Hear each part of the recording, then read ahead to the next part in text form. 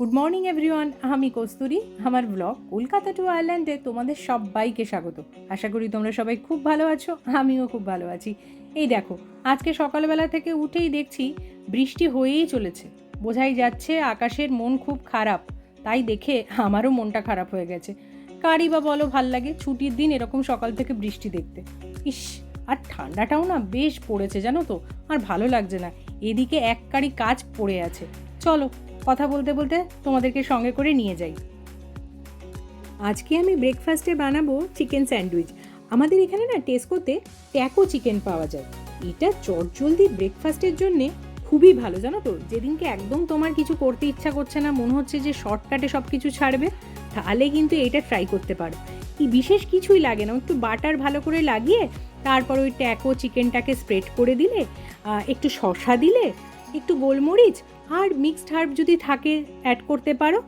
আর যদি একটু স্পাইসি খেতে পছন্দ করো তাহলে তুমি একটু চিলি ফ্লেক্স দিলে আর অল্প নুন দিলে, ব্যাস। তারপর একটু চিজ দিয়ে ভালো করে তুমি এবার বেক করতে ঢুকিয়ে দাও। 2 মিনিট করলেই কিন্তু তোমার রেডি। এই দেখো, আমি কিন্তু এবার এটা বেক করতে দিচ্ছি। এইটা হচ্ছে ফাইনাল লুক। ব্রেকফাস্টের পর্ব শেষ করে চলে এসেছি দুপুরের পর্বে। আজকে বানাবো কচু পাতা চিংড়ি। আর এই চিংড়িটা জানো তো আমি টেস্কো থেকে নিয়েছি। এটা হচ্ছে টেস্কোর ফাইনেস্ট চিংড়ি। সত্যি খুব ভালো ছিল। তোমরা যারা কাছাকাছি থাকো টেস্কোর, তারা কিন্তু এই চিংড়িটা ট্রাই করতে পারো। একটাই চিংড়িটার অসুবিধা, সেটা হচ্ছে চিংড়িটা পরিষ্কার করা থাকে না, তোমাকে বাড়িতে এসে ওটাকে পরিষ্কার করে নিতে হবে। এটা কি বলো তো? এটা হচ্ছে কচু পাতা। এর নাম হচ্ছে ট্যারো লিভস। আমি কিন্তু চিংড়িগুলোকে ভালো করে পরিষ্কার করে নিয়েছি, দেখতেই পাচ্ছ। আমাদের এখানে যেহেতু ড্রাই ট্যারো লিভস পাওয়া যায়, সেহেতু এটা একটু গরম জলে বয়েল করে নিতে হবে। তাতে কি পাতাটা একটু নরম হয়ে যাবে। আর যখন বয়েল করবে তখন মনে রাখবে একটুখানি পাতিলেবুর রস দেওয়ার, কারণ পাতিলেবুর রসটা দিলে কিন্তু গলা চুলকাবে না। তাই চেষ্টা করবে একটু পাতিলেবুর রসটা দিয়ে দেওয়ার। আর একটা কথা বলে রাখি, এই ট্যারো লিভস কিন্তু তোমাদের কাছাকাছি, মানে যারা আয়ারল্যান্ডে থাকো আমি তাদের জন্য বলছি, কাছাকাছি এশিয়ান স্টোরগুলোতে পেয়ে যাবে। আর এইটাকে তারপরে দেখো সেদ্ধ হয়ে গেলে এরকমভাবে দেখবে ডালটার থেকে পাতাগুলো বেরিয়ে আসছে। সেদ্ধ করার পরেই কিন্তু এটা সম্ভব, মানে শুকনো অবস্থায় কিন্তু তুমি এটা মানে সেপারেট করতে পারবে না। আমি একটা প্যানে তেল গরম করে সেখানে একটু হলুদ আর নুন দিয়ে মাছগুলোকে ছেড়ে দিয়েছিলাম। মাছগুলোকে আমি কিন্তু একদম কড়া কড়া করে ভাজবো না, হালকা একটু ভাজা ভাজা করব। তারপরে সর্ষে, পোস্ত আর লঙ্কা দিয়ে আমি একটা পেস্ট তৈরি করে নিয়েছিলাম, সেটা আমি অ্যাড করে একটু নাড়াচাড়া করে নেব। আমি কিন্তু এই রান্নাটাতে এক্সট্রা কোনো জল ইউজ করব না। তার কারণ আমি বলে দিচ্ছি।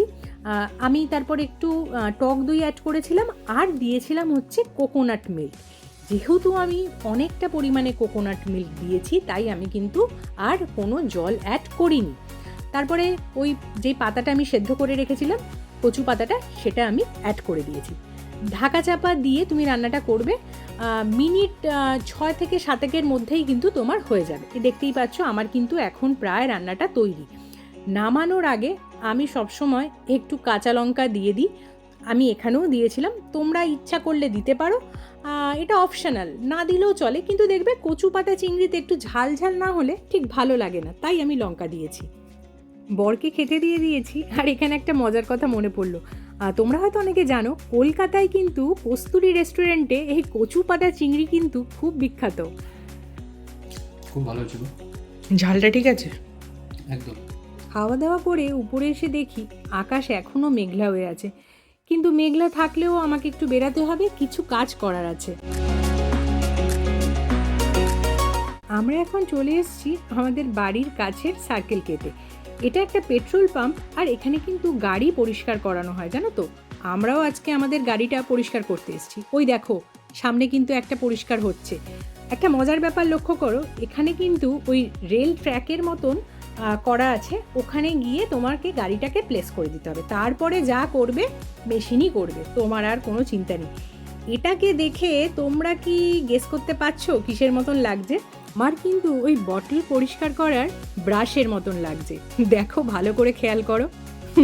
বেশ মজাদার কিন্তু, বাট একটুখানি না ভয়ও লাগছিল। যখন প্রথমবার আমরা করছিলাম আমি ভাবছিলাম কি এই রে না ভেঙে ঠেঙে পড়ে, কিন্তু না, কোনো ভাঙাভাঙির সিন নেই, খুব সুন্দরভাবেই পরিষ্কার করে। ইভেন পরিষ্কার হয়ে গেলে ওটা কিন্তু ড্রাইও করে দেয় তোমার কাঠটা। আর এটা টোটাল কস্ট পড়ে হচ্ছে ওই 10 ইউরোর মতন, মানে ইন্ডিয়ান মানি যদি ধরো তাহলে ওই 900-950 টাকার কাছাকাছি। এরকম তুমি অনেক রকম মানে অপশান আছে, তোমার কী রকম ক্লিনিং চাই তুমি তোমার নিজের যেটা পছন্দ সেই হিসাবে কিন্তু চুজ করে নিতে পারো। ইন মাই ওপিনিয়ন 10 ইউরো কিন্তু ওয়ার্থ ইট। এখানে আমাদের কোনো খাটাখাটনি নেই, গাড়িটা জাস্ট আমরা ওই ট্র্যাকে দাঁড় করিয়ে দিলাম, যা করার মেশিনই করে নিল।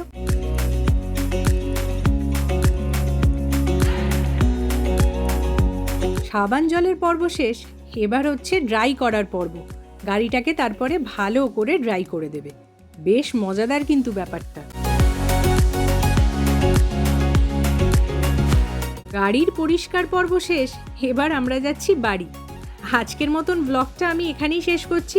তোমরা আমায় জানিও আজকের ব্লগটা কেমন লাগলো। খুব শিগগিরই তোমাদের সঙ্গে আবার দেখা হচ্ছে অন্য আর একটা ব্লগ নিয়ে। ততক্ষণের জন্যে টাটা।